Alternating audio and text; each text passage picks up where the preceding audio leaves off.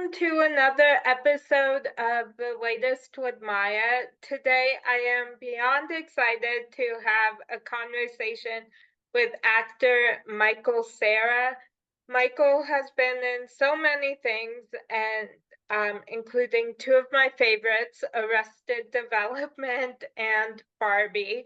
Um, Thank you so much for being on my show. I am just so excited to be talking with you. Thank you for having me. I'm very excited too. It's a pleasure to be here. So let's get started. Um, so what motivates you even on days when you aren't really feeling it? That's a good question. I never thought about that. I've never struggled with motivation myself with work. I mean, some days, to be honest, I feel like I still feel very lucky to be doing what I'm doing, for a living. I mean, I started when I was very young, when I was like a child, and it was so exciting to me to uh to to to be trying to kind of go down that road, and any little any little access I got into the world, kind of making it, getting a job or going to an audition, like making it in, was so thrilling to me. And um, I haven't kind of that hasn't gone away from me really. It hasn't kind of turned into like a slog for me. Some things are, but I've also been quite fortunate to like really always, almost always, I mean, always, I think, really like the people that I'm working with. Yeah. And I've never had a bad, work environment myself where I like went to work with people that I couldn't stand or something, or that where the energy was very hard. I've always found a lot of pleasure in it. So some days are harder, but I don't struggle with motivation in general because it really is something that I enjoy doing. Oh, I love that. Yeah. Yeah, it's a nice thing to think about. I've never Yeah. thought about that. Yeah. Um, so if you had a reality TV show about your life, what would it be called? It would be very, very boring. What would it be called? I don't know. It would be called trying to figure out what to eat and cook. It's like I feel like we spend so much of our lives talking about what to make for dinner. Me and my wife, we have two little kids, so you have to feed them, which is it was hard enough figuring out what we want to eat. Now we're like, what is he going to eat? He's probably not going to eat anything that we put in front of him. And yeah, it would be a very boring show, as you can. It's even boring to describe it. My life. So, yeah, that's the main thing. It's just so much figuring out food. And the worst thing is when it's 5 p.m. and that's when you decide to have the conversation about what to have for dinner. And it's already too late to pick up anything that you might need. So you're just Yeah, already backed into a corner. So it'd be a lot yeah, of stress. That would be where a lot of the drama of the show comes from, I think. yeah, Those stressful moments. yeah. Well, that sounds very interesting. Yeah. Maybe like a compilation of it would be interesting. Like we call that like a hypercut or whatever it's Yeah, just where you see the best moments of the show, but I don't think you want to sit yeah. and watch the show. Um, so, who has had the biggest impact on you professionally? A lot of people really. The most obvious answer I could think of is the creator of Arrested Development, Mitch Hurwitz. I mean, I think I can kind of say that, without a doubt, like as far as the direction my life has taken, it couldn't have gone anywhere near that direction without him, without me having had him in my life. But there's a lot of people though, that almost everyone I've worked with, especially starting as a child, really, you're greatly influenced by people in so many ways too. Just also the way that people carry themselves at work professionally, the way that people comport themselves in a professional setting. Oh no, did you freeze? Oh no, you're back. Oh, Yeah, the way that people conduct themselves, with with like elegance and with kindness and grace. as you know, there's been so many people that have just learned from watching how they are on set, not just the way they work in a scene, but the way they, and not just actors either, just all the people on a set. There's a million people, and that's been my professional, workspace for my whole life. So any concept I have of professionalism has really been in that environment. So yeah, but I would have to say Mitch Hurwitz as far as like him giving me this very important job for me when I was so young, like 14 or something, and Yeah. being this amazing figure in my life. I remember really the first moment I ever met him, because he like gave me a big hug. He walked into the room with this big smile because he had kind of he had seen my audition tape. He was aware of me. He had also seen a show that I was on before Arrested Development that he had me in mind when he was coming to cast this part for Arrested Development. And so I was going in, auditioning for the show, which is very, very nervous and very charged. And I'd also flown in from Canada.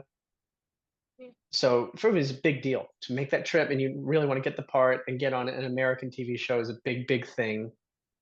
It's hard to break through when you're in Canada to an American thing because they have to get you a visa. It's just so much easier for them to cast an American. So it's like it's hard. But and then when Mitch came in the room with this amazing warmth and enthusiasm to me, and I just felt like, oh, I love this guy right away. The very first moment I ever had with him, I just thought, what an amazing person. And then anybody who's met him will tell you that he's just like, you should interview him actually if you can. He's the I love most, that. yeah. I mean, he's the most wonderful, hilarious, joyful, like enthusiastic, intellectual, accessible, beautiful human being. So he's been an amazing person to have in my life, and I'm so grateful he's in my life today. And I'm reaching out to him constantly, and just really appreciate him. Yeah, Oh, I love that. yeah. Yeah. Yeah. It was lucky for me. Yeah. Yeah. So who has had the biggest impact on you personally? Um, well, in what sense? I guess it's kind of hard to answer that. I mean, there's so many dimensions to that question, kind of.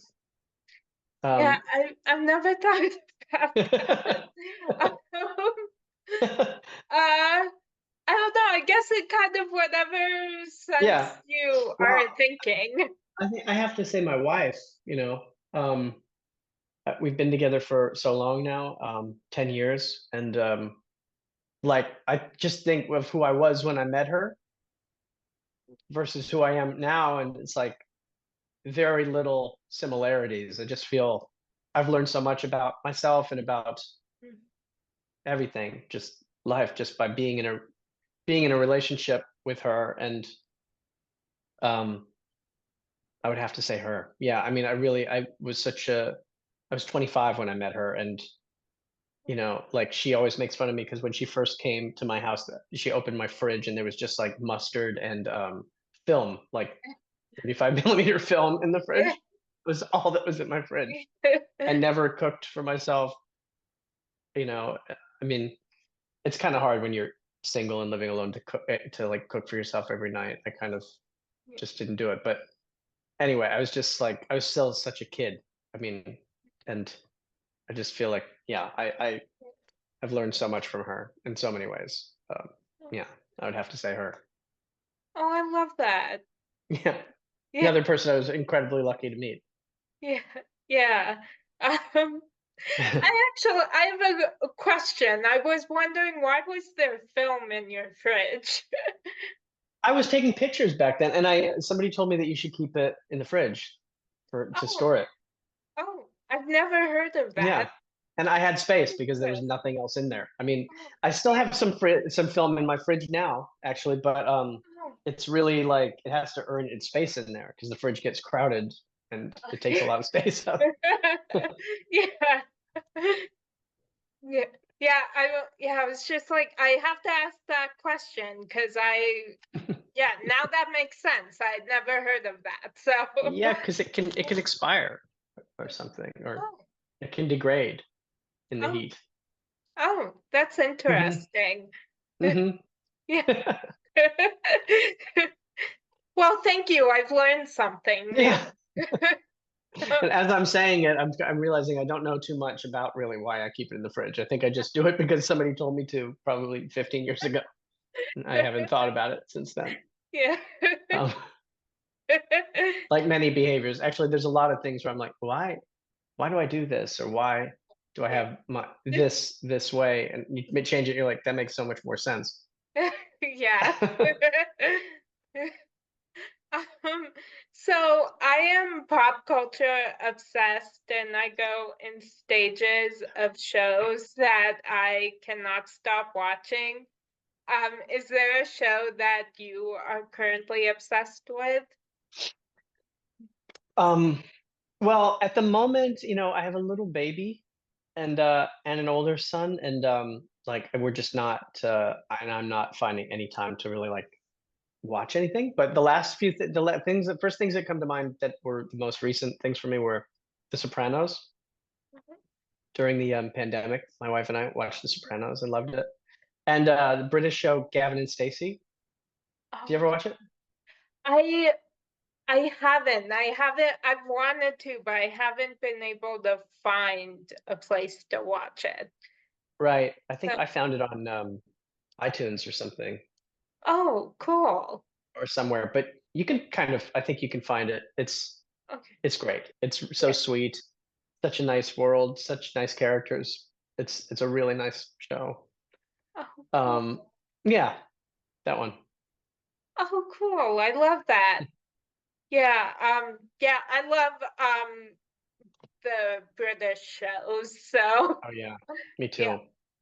Yeah, Yeah. I think that's some of my most, beloved things are Yeah. from England. I mean, The Office, the Ricky Gervais Office made just such an enormous, enormous impression on me.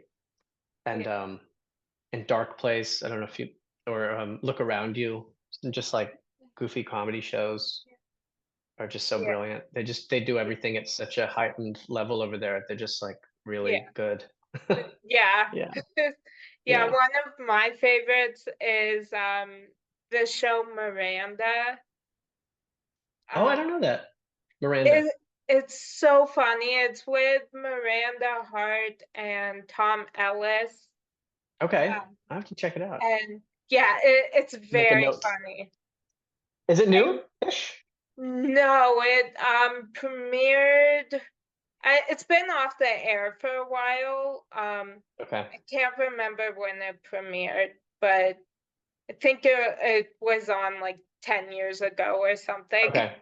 Longer, That sounds good. probably. But Right. yeah, I'll find it. That sounds yeah, fun. yeah. I think Right. it's currently on the streaming service Tubi. Okay. Um, so yeah. Okay. I'll find it. That sounds great. Okay, cool. Yeah, it's very funny. Oh, and did you ever watch any of the Alan Partridge shows with Steve Coogan? I no, I Oh, didn't. that's such a brilliant world to go. He's, been doing this character Yeah, for like 30 years now. He's been doing it since the 90s, and he's had so many different series with the yeah, same character, and all of the series have their own sort of stylistic hook to them. And but he's been able to like develop this character, over the years, and like the journey of this guy and his life. It's just so great. I mean, it's like what it's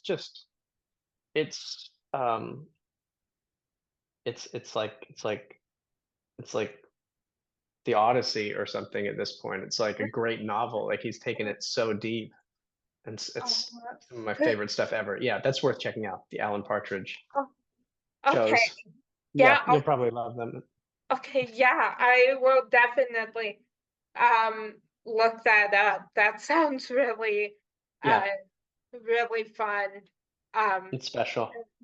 yeah, and he is in one of my favorite movies. So, Which one? Steve, it's called Hamlet too. Oh yeah, right. Yeah. Yeah. I don't know. That is I just that find it so funny. Whenever Yeah. I watch it, I Yeah. just Is it great? cannot I've never stop seen it. Okay, I'm gonna have to check that out. watching. It's so funny. I watched it for the first time during the pandemic, and Okay. I just yeah, And he's like the main guy, isn't he? It's like yeah, his thing, right? Yeah. yeah, I have to see that. That sounds yeah, great. yeah. I don't remember now. I'm blanking on his other movies I've seen, but that one Yeah. is my favorite. Cool. Okay. Yeah, Check it out. cool. Yeah, you'll have to let me know what you think. I bet I'll love it. I mean, I really believe in him. I mean, he's one of my Yeah. favorite guys. Yeah. Oh, cool. Yeah. Yeah, yeah. So do you have any irrational fears? Yeah, I think so. I mean, I think it's like it's a little hard to even be aware for me of what my fears are sometimes. Like I find they happen in like almost like a very unconscious place. And sometimes you can kind of like have a moment of insight where you like realize a certain anxiety, and Y- it can be good if you do that because you can kind of like hold it under the light and realize it's sort of irrational Yeah, and based on some some way that you felt when you were 10 years old. yeah, And if you do that, I mean, that could be very useful. But yeah, a lot of my fears, I don't know. I mean, irrational is a really good question. I don't know if I have irrational fears.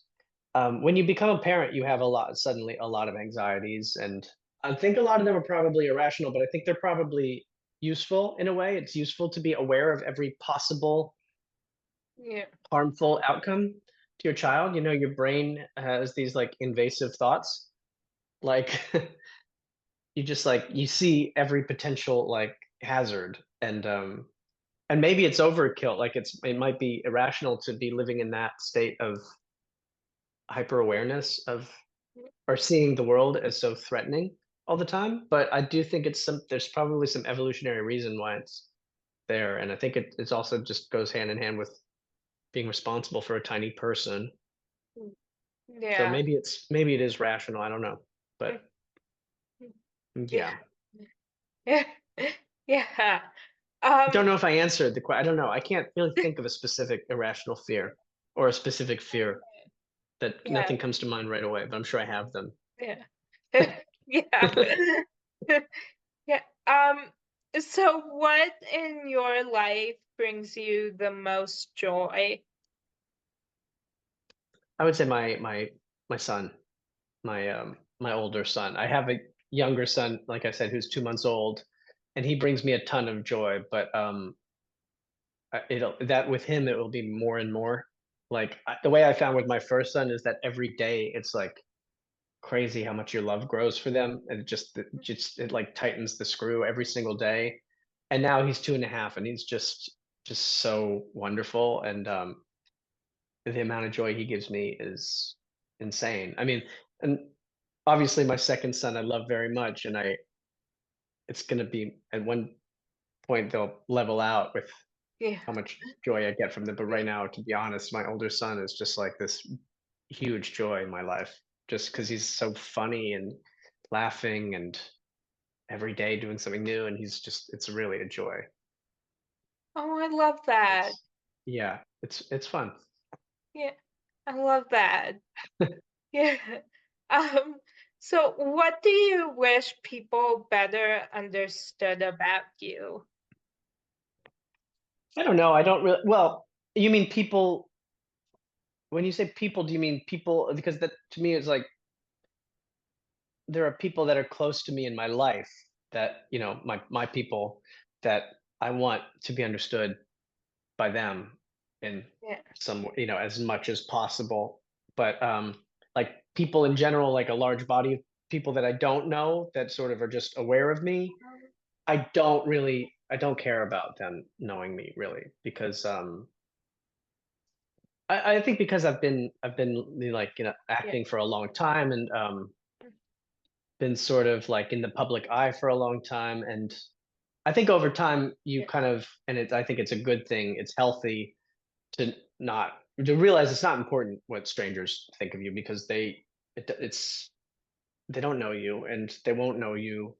They just don't have enough exposure to you. They have a little a little view of what you are mm, seen doing, presenting, and that's just not enough. So I mean, it's like it's kind of pointless to care what they think. I mean, mm. um, so but the people. And what was the original question? What do I wish people Uh, understood about me, yeah, or something? what do you wish people better understood about you? Hmm. I don't know. I really don't know. I don't know. I don't think I have that feeling, actually. I feel quite understood by the people close to me and quite known by them, and, you know, as much as you can. And that's enough, I think. I feel I'm pretty content in that department. Oh, I love that. Yeah. Y- Yeah. Um, so what is your favorite movie soundtrack? That's such a good question. It's so specific. Um, movie soundtrack. Oh, I love the Rushmore soundtrack. All the music from that. That's like perfect. And that's just a good album. And and then I really like old music from Nino Rota. He did like Fellini's movies back in the 50s and 60s, and his music is incredible. And so is Ennio Morricone. He's another Italian composer who they were just so like funky. There was so much kind of like they had this classical training. They were like composers and working with large orchestras, but they were also very they could do like funk music really well Yeah. with like drums and keyboards and stuff. So it's like an amazing, potent kind of combo. And their stuff is really good. Like 8.5. The music is really wonderful. Oh, cool. Yeah, I'll have to look those up. Uh, Yeah, check it out. It's good stuff. yeah, yeah. Well, thank you for that recommendation. Uh, yeah. Um, so if you had a warning label, what would yours say? Warning label. Yeah. Oh, that it would say, don't let this person get too warm, because when I am slightly overheated, I get really grumpy. And Yeah. like sometimes I don't even know that I'm grumpy because I'm warm. Mm, I yeah. just feel grumpy and irritated suddenly, and my wife will say like, you're wearing too much. Mm. Like just put a t-shirt on and you're gonna feel better. Oh, yeah. Yeah. Um, so what lessons from your childhood have most impacted your worldview? Lessons from my childhood, you said, Yeah. impacted my worldview. The first thing that comes to mind, honestly, is that when we were doing Arrested Development, and it was on TV originally, it was really struggling for ratings, and we were barely surviving because of that, and it was always like this looming threat that the show might not be able to continue, which was such a sad thought because I loved doing it. It was an amazing thing in my life, and I didn't know what would come after that. I was sort of 15, and I thought, if the show goes away, what will happen? What's next for me? Will there be anything? I also kind of was like, am I just going to be like a child actor and not kind of graduate to being not a child actor and just do that? And then will I be able to keep acting? So the show was like a life raft for me, and it was such a point of contact to me for me to like a world that I loved, this world of comedy. And um so anyway, the show was doing very badly in the ratings, and other shows were doing really well. Like in particular, Desperate Housewives was the Oh, big show at that moment, and it was just like everybody was watching that. And I sort of I've never seen Desperate Housewives, to be honest. My wife loves it; she watched it, but and so I say this without having ever seen it. But my conception at the time, and I think this was also just like a defense mechanism, but I was very like that my internal attitude was that show is really stupid and everybody's watching it because it's stupid and because the public has no taste, and yeah. terrible things are popular. And you know, and then I would sort of find evidence for this in the kind of movies that are made too. And I wouldn't say it was a lesson, but I would just say that was something that developed in me. It was a very jaded kind of feeling, and as a kid, and because of my fear of not being able to keep doing what I wanted to do. So I think, but no, it honestly, there was a bit of a lesson because it was like I was learning. I mean, there is an aspect of what is successful and what is commercial, and it's often not, you know, hand in hand with things that are specific or niche or original or new. And I guess since then I've been sort of, I feel like my fight within this, you know, trying to make things that I want to make is finding out how to satisfy both of those poles, you know, and like get things made, which it's hard to get things made. There has to be some appeal to you know, there has to be something about it that will make people watch it, but and find a way to make things that have their own voice, you know. So I guess I learned that that is a challenging thing to do, but a worthy thing to try and do, and try and like thread that needle somehow. And I feel like I've been kind of, you know, chasing that ever since that experience, really. Yeah. I don't know if that made any sense. It was quite Yeah. convoluted thought, but yeah, that was what came to mind. I love that. Um, so I love inspiring and motivational quotes. And this week, my favorite quotation is learn who you are, unlearn who they told you to be. Is there a quotation that has inspired you lately? No, no, nothing's really coming to mind. Maybe, maybe I can think of one, but I don't have any like on hand, any snappy aphorism that would be good right now. But I like the one that you said. Yeah, thank you. Yeah, Yeah, I'll think about it. Maybe by the end of the interview, I'll have something okay. come to Well, me. yeah, well, that was actually my final question. Oh, then I'm not going to be able to do that. Okay, I could ask you another question and then we can come back. Well, let me just ask you a question before we go. Okay. How many interviews have you done by now, Um, if you have a general idea? oh, I don't know. For my show, when I was doing my show at Seacrest Studios, I ended at 300 That's interviews. so many. Um, yeah. Wow. And then since then you've done more.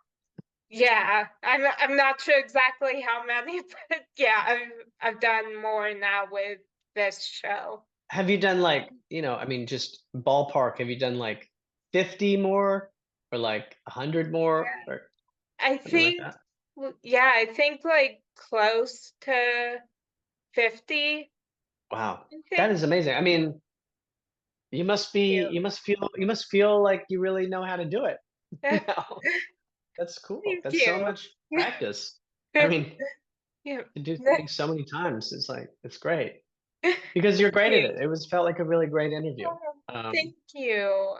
Yeah, this has just been so much fun. Thank you because, yeah, you made it feel like a great interview. So, oh, thank you, Maya. Thank you. yeah, Can I ask you one more question? How old are yeah, you? I am 21. I can't believe that you have all that experience at 21. Well, cool. It was so nice speaking with you. You too. I have just had the best time, and I so appreciate your taking the time. So Oh thank you. yeah, it was a pleasure. It was really enjoyable. Thank you so much. Thank you. You made me really think about some things that I never really thought about. Oh, So I'm glad. that was good. Yeah. Yeah, Thank you. yeah. Um, yeah, and that's a wrap on today's edition of the latest with Maya.